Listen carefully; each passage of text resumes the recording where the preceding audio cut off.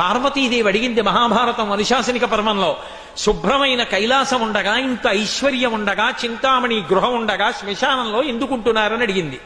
అడిగితే ఆయన చెప్పాడు, పార్వతి బతికున్న నాళ్ళు అన్ని చోట్లకి వెడతారు, ఏమీ తోచట్లేదు, శ్మశానానికి వెళ్ళొద్దామని ఎవరు రారు పార్వతి.